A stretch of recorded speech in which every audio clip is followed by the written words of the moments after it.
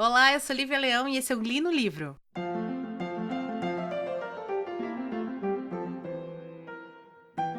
Bem, sejam muito bem-vindos à segunda temporada do Li no Livro. Dessa vez, mantendo a fiel promessa de 2 livros por semana sendo resenhados aqui. E para começar com o pé direito, a gente vai começar com um dos livros mais prometidos da primeira temporada, que era J.R.R. Tolkien, O Senhor da Fantasia, a biografia do Tolkien, feita pelo Michael White e publicada pela Dark Side, que não está me pagando nada. Aliás, eu ganhei esse livro de presente, então Dark Side, por favor, tenta, entrar em contato com a gente, tá bom? Eu geralmente começo falando um pouquinho sobre o autor do livro, né, que eu tô resenhando, mas o nome desse rapaz, o Michael White, gente, não encontrei nada sobre ele, nada. Ele tem uma página na Amazon que mostra que ele fez também a biografia do Isaac Newton, teve uns outros livros lá, mas nada muito, assim, que mereça ser trazido pra cá. Então, infelizmente, o Michael White vai ficar de lado aí, a gente vai se concentrar mesmo no livro em si, que tá inaugurando, então, um especial pro podcast que eu tava já planejando há muito tempo, que é um especial Tolkien, onde a gente vai ler esse livro e Silmarillion, Contos Inacabados de Númenor, Queda de Gondolin, Filhos de Húrin e Beren Lúthien. Não está nos meus planos ler O Hobbit e O Senhor dos Anéis. Mas por que eu falo que não está nos meus planos agora? Porque se eu encontrar esses 4 livros, os 3 do Senhor dos Anéis e o Hobbit, em audiobook, eu vou tentar trazer aqui pro podcast. Então aí a gente fecha 2021 como o ano que a gente leu praticamente tudo a respeito da Terra-média que o Tolkien lançou, tá bom? Aqui no Brasil, pelo menos está editado aqui no Brasil. Enfim, vamos ao livro em si. Eu, particularmente, essa é minha terceira biografia, né? A terceira biografia que eu trago aqui pro podcast. A primeira foi a da Leopoldina, que eu amei demais. A segunda do Douglas Adams, que eu detestei. E essa. Essa aqui, eu confesso que ela é bem diferente da Leopoldina, mas ela foi super bem conduzida para fazer com que toda a vida do Tolkien, que é uma vida que a gente vai descobrir que não foi muito cheia de acontecimentos incríveis, se tornasse uma narrativa interessante pro leitor. E pra mim foi ótimo. Foi até uma coisa que eu comentei com meu marido, que diferente da Leopoldina, que o Paulo Rezzutti, ele conta, né, de uma maneira bem cronológica a vida dela, e como uma arquiduquesa austríaca, que depois se torna imperatriz do Brasil, essa cronologia, esse contar bem cronológico, é muito bacana, porque é uma vida cheia de altos e baixos e reviravoltas, e tem guerra, e tem Napoleão, e tem Maria Teresa, e tem sei lá mais a quem, que faz com que a vida dessa mulher se desenrole pro leitor de uma maneira extremamente interessante. O Tolkien não, o Tolkien ele é um senhor que uma vez que ele entra em Oxford, né, para dar aula, porque ele era um professor de Oxford, ele continua por 40, 50 anos dando aula em Oxford. Até, obviamente, o lançamento do Senhor dos Anéis, que vai dar uma reviravoltinha ali na vida dele. Mas isso já acontece, ele já tá com 60 anos. E o seu falecimento. Então, o que esse autor faz pra gente se manter interessado nessa história é assim, ele conta a mesma história em camadas, em pontos de vista diferentes. Então você tem a infância do Tolkien até ele entrar em Oxford. Aí depois ele vai recontar todo esse período, só que esticando um pouquinho. E aí ele vai se concentrar na vida amorosa do Tolkien, que seria lá da pré-adolescência dele até ele lá a Primeira Guerra Mundial. Depois ele vai recontar mais uma vez essa história, mas da perspectiva profissional do Tolkien.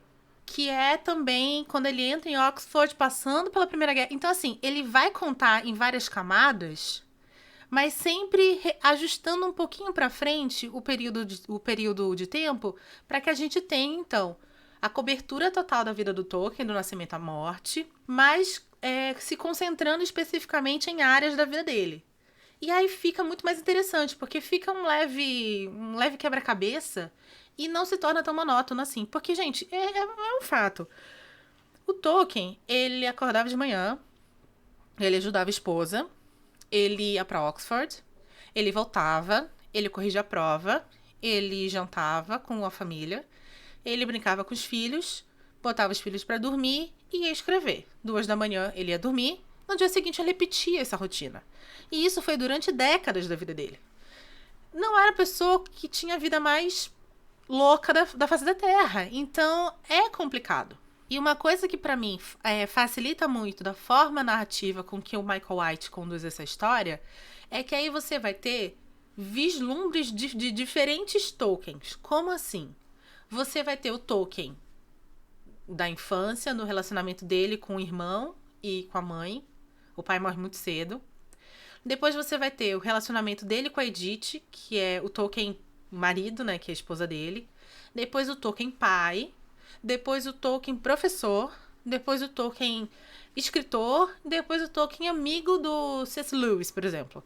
Então, cada vez que você fecha a observação em um aspecto da vida desse homem, você consegue ver uma faceta diferente dele.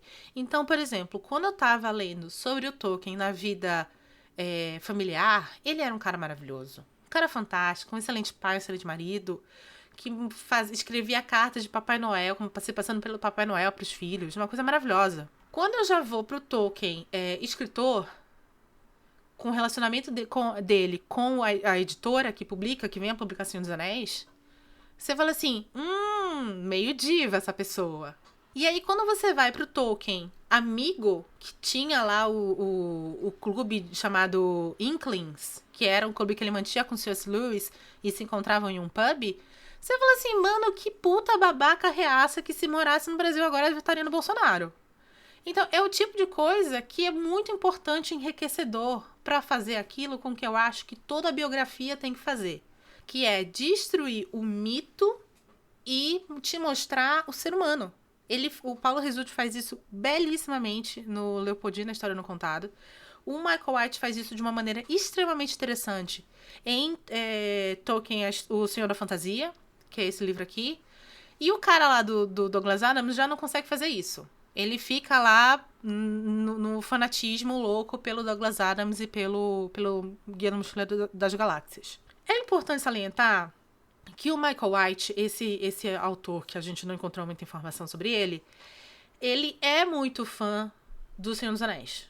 Mas ele, diferente do cara lá do Douglas Adams, ele resolve não reler, no caso, nenhuma obra do Tolkien durante a escrita desse livro. Quando ele chega próximo ao final, próximo à conclusão do manuscrito, é que ele percebe que a direção com que a narrativa dele estava tomando exigia que ele relesse Senhor dos Anéis. E o que é bacana, porque realmente o final da vida do Tolkien, quando ele vai finalmente publicar Senhor dos Anéis, o Senhor dos Anéis, se não me engano, é publicado em 54, e o Tolkien morre uma 2 décadas depois. A Edith, a esposa dele, morre em 63, se não me engano, e ele vai morrer um pouco de tempo depois dela.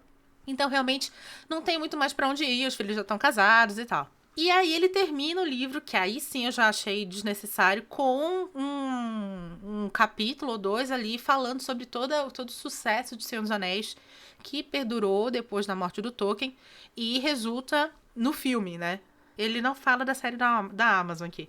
Porque quando esse livro foi escrito, ainda não existia ainda a Amazon Prime, se não me engano. Tá aqui, esse livro é de 2016.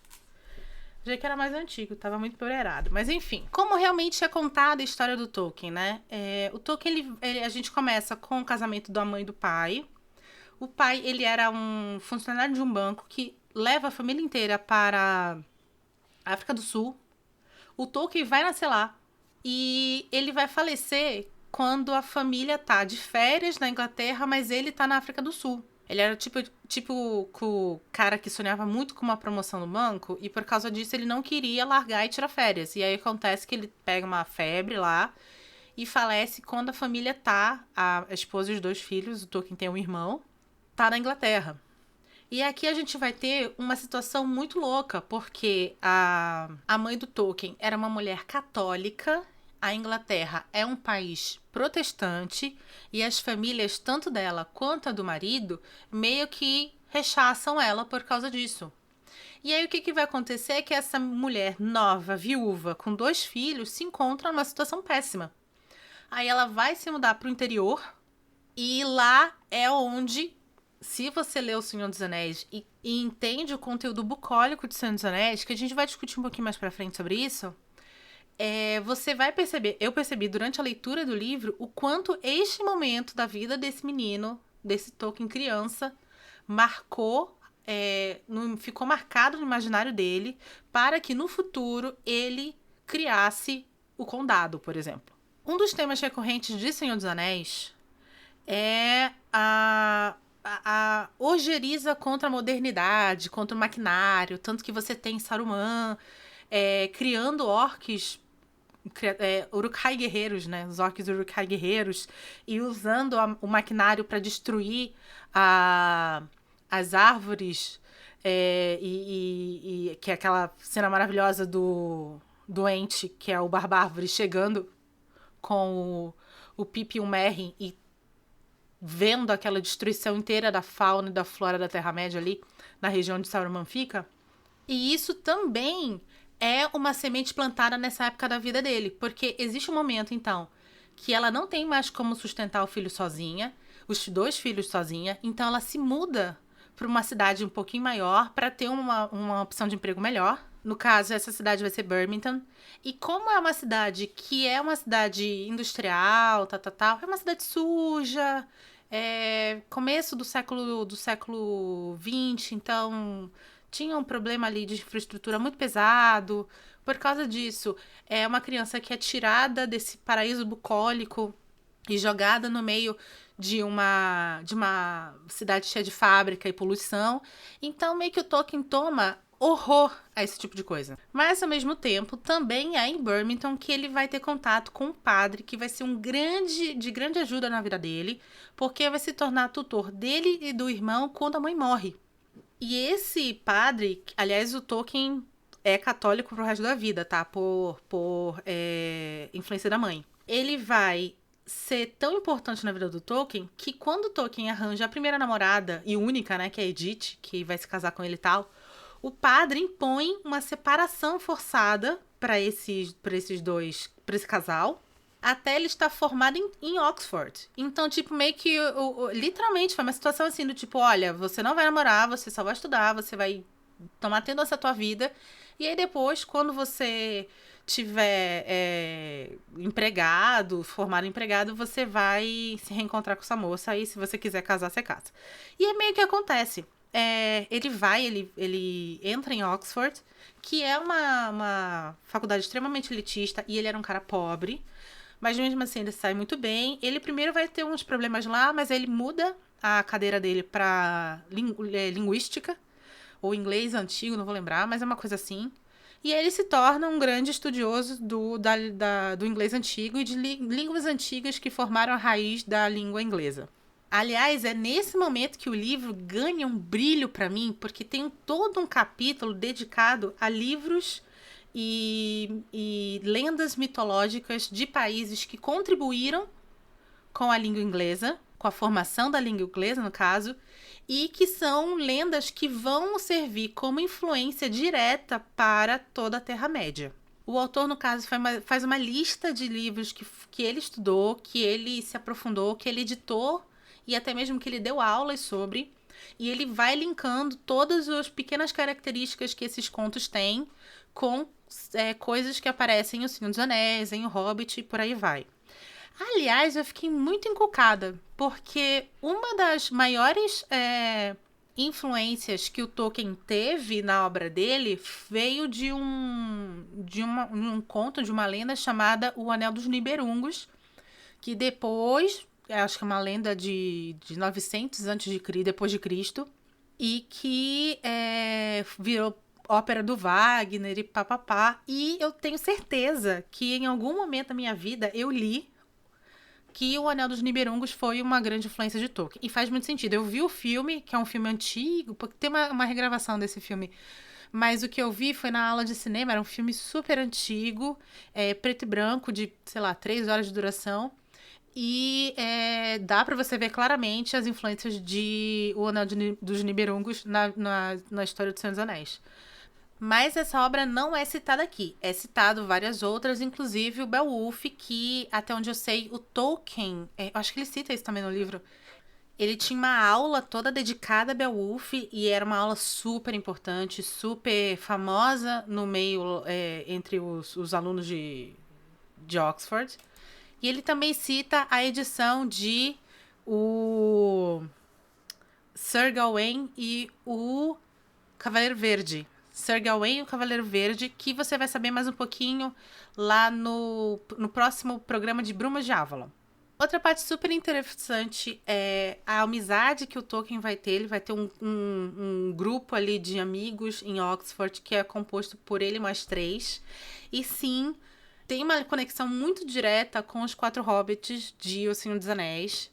E, infelizmente, 2 deles vêm a falecer na Primeira Guerra Mundial, que aparentemente foi uma situação super traumática para o Tolkien. Agora, conexões com a obra de lado, tem 2 momentos no livro que eu particularmente gostei muitíssimo. O primeiro é quando ele vai falar sobre o Tolkien como amigo. Ele tem esse grupo que eu falei, que são os Inklings, que são outros professores de Oxford que se unem a ele para trocar informações de livros que todo mundo estava escrevendo. E um deles é o C.S. Lewis, que estava na época escrevendo o Crônicas de Nárnia. E o outro momento é quando a gente vai conhecer o relacionamento entre o Tolkien e os editores que vão ajudá-lo a editar Senhor dos Anéis e o Hobbit. E depois o Silmarillion mais pra frente, depois da morte dele. Esses 2 momentos são muito interessantes porque aí você vê um Tolkien muito diferente. Você vê um cara extremamente ciumento, invejoso e reacinha. Em qual sentido? Ele tem um problema muito sério com o C.S. Lewis, porque o Tolkien ele escreve O Hobbit e é um puta sucesso. Mas ele não consegue escrever outra coisa logo em seguida. Ele tinha um caderno gigantesco com muitas coisas sobre a Terra-média, mas ele não conseguia organizar as ideias para sentar e escrever alguma coisa a respeito. Já o C.S. Lewis, ele tá escrevendo, assim, Crônicas de Nárnia. Se você sabe, conhece Crônicas de Nárnia, são vários pequenos livros juntos, né? Quer dizer, juntos não, porque eu tenho a versão junta. Mas ele é uma série de livros bem pequenininhos, infantis. E o Tolkien fica muito na inveja que, diferente dele, o C.S. Lewis tá produzindo muito e muito rápido e tendo uma aceitação muito grande. Já tudo que ele tenta emplacar depois de O Hobbit não tem esse mesmo sucesso. E 2, o C.S. Lewis tem um problema muito sério com Tolkien depois que o C.S. Lewis resolve casar com uma mulher divorciada com 2 filhos e americana. O Tolkien ele era um cara bem machista, até porque era da época dele, não temos como julgar isso. O cara nasceu em 1892. E ele vai ter horror à esposa do C.S. Lewis, e por causa disso eles vão ter um racha aí e vai meio que acabar uma amizade de 20 anos de duração. Já com os editores, o problema é que o Tolkien era um autor muito chato, que tinha uma produção muito baixa e muito devagar para o que era necessário para se manter o hype, né? Como um grande autor de peças infantis, de histórias infantis.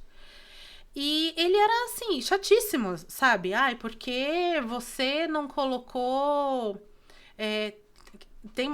vou exemplificar direitinho. Tem uma passagem no livro que é sobre um mapa que ele desenhou para o Hobbit.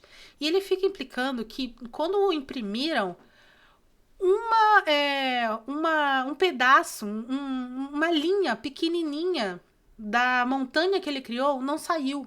Esse era o tipo de autor cri-cri que era o Tolkien. E isso vai ter uma consequência direta na edição do Senhor dos Anéis, porque quando ele resolve entregar Senhor dos Anéis para editar, ele quer porque quer que o Silmarillion seja editado junto. Só que Senhor dos Anéis começou a ser escrito em 47. Fica pronto em 49. Só que ele fica reescrevendo e revisando Senhor dos Anéis até 53. E o livro só é editado em 54. Então são 7 anos entre começar a escrever e editar esse livro. Publicar, no caso, né? E aí, nesse meio tempo, ele queria que o Silmarillion fosse editado junto, fosse publicado junto, que na cabeça dele era um livro só.